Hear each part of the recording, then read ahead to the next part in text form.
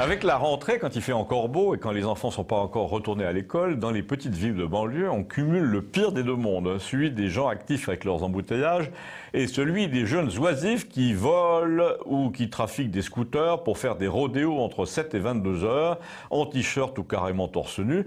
Donc je vous propose une tranche de vie, si vous voulez, doublée d'une légère réflexion, vous m'en voudrez pas, qui aura le mérite de se démarquer de tout ce que les journalistes payés 5 000 € voient sous leur propre fenêtre quand ils veulent parler du vivre ensemble.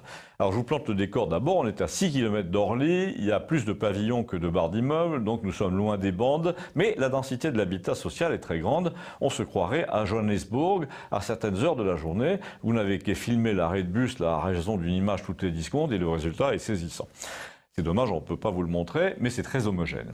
Donc, vous êtes appuyé au balcon du 5e étage, en bas, il y a une avenue chargée de centaines de véhicules qui remontent vers l'autoroute, il est 8 heures du soir, et soudain, au fond de l'avenue, vous entendez comme le bruit d'un frelon qui serait prisonnier d'un gobelet en papier, c'est un scooter blanc, une espèce de petite moto en fait qui fonce sur la roue arrière mais qui fonce à une vitesse vraiment très grande et sans retomber sur la roue avant. On se demande comment fait le conducteur, il est tellement vertical qu'il ne doit pas voir grand chose devant lui, il est torse nu, très bronzé, il a dans les 13-14 ans et non seulement il remonte le flot, sans casque évidemment, il remonte le flot des voitures vers le feu rouge mais il passe le feu rouge à fond. J'imagine qu'il jette quand même un coup d'œil, mais vu d'en haut, c'est très impressionnant. Et c'est surtout extrêmement bruyant, ça doit être une 250 cm3 minimum, avec un échappement à libre à peine étouffé. Les façades se renvoient ce hurlement quand il passe, en plus il fait exprès de faire des accélérations à répéter. Heureusement, il file ensuite au carrefour sur la Nationale 7, vous le voyez très bien brûler les feux ensuite entre les camions, il remonte, on l'entend longtemps de la Nationale, et puis il revient en sens inverse, 10 fois. Quand le quartier s'apaise un peu, après 3/4 d'heure, on n'entend plus que lui, puisque les voitures sont parties. Et là, vous appelez le numéro de permanence de la police municipale, et vous dites, ça dure quand même depuis 1 heure, ça va durer encore 1 heure, vous croyez ? Ils ont donc largement le temps d'intervenir. Le type à l'autre bout balbutie « on va voir ça mais il n'a pas du tout envie d'aller voir. C'est comme s'il me blâmait, moi, d'avoir attiré son attention. En promenant le chien, je raconte ce coup de fil à la voisine du rez-de-chaussée qui est gardienne de prison à Fleury-Mérogis, jeune, assez mignonne, et qui se promène en pull bleu marine, administration pénitentiaire. Elle me dit, vous n'avez pas compris, ils n'ont aucun intérêt à intervenir. On leur mettrait sur le dos la chute du gamin, surtout s'il circule en tongs ou torse nu, ça va pas être beau.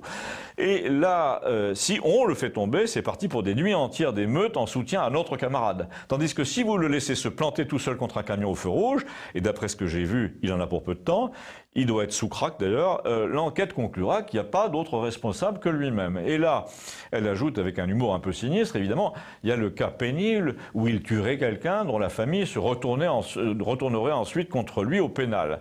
Alors je lui demande pourquoi elle dit pénible, elle me dit, et ça c'est une bonne question, c'est surtout pénible pour le plaignant. Nous, dans la pénitentiaire, on a l'habitude, on est harcelés. Nos enfants sont harcelés, dans l'indifférence totale, évidemment, du gouvernement. Mais la nouvelle mode, quand l'un de ces crétins à scooter a tué un enfant en le percutant de plein fouet, c'est de martyriser à 15 la famille du gosse, parce qu'elle a osé porter plainte. C'est là que vous voyez que ça ne peut pas durer. Quand ils s'organisent comme ça pour vous pourrir la vie, forcément, on s'organise nous aussi de l'autre côté, et c'est l'engrenage. Alors je lui demande, mais des organisations comme ça existe déjà ? Pas officiellement, me dit-elle, mais comme gardienne de prison, moi, je me suis arrangé pour avoir la paix. Il suffit de savoir où s'adresser. Au début, on se retourne vers la justice, qui n'entend rien, et ensuite, elle n'entend rien tant que les magistrats ne sont pas menacés de mort eux-mêmes, et c'est en train de venir.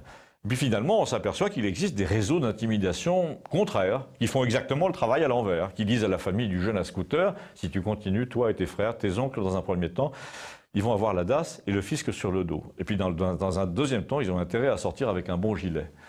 Et là, ça marche très très bien. Mais c'est quand même dommage d'en arriver là, me dit-elle. Mais c'est pas nous qui avons commencé. Alors là, je témoigne, ce n'est pas eux qui ont commencé. Je vois mal cette fille superbe allant exprès pourrir la vie, comme elle le dit, de quiconque, de son propre chef, pour voir qui est le patron dans la rue. Elle a un petit bébé, elle a la tête sur les épaules, mais elle m'a dit une chose frappante, elle m'a dit « il faut contre-attaquer sans colère, on nous a appris comme ça dans la pénitentiaire, zéro émotion. Ça n'est plus de la morale, c'est de l'hygiène. On désinfecte. » Décidément, la vie en banlieue vous en apprend tous les jours, quand vous venez de Campagnol. On retrouve tout ça sur YouTube, sur TVL, et on peut faire passer à ses amis, merci.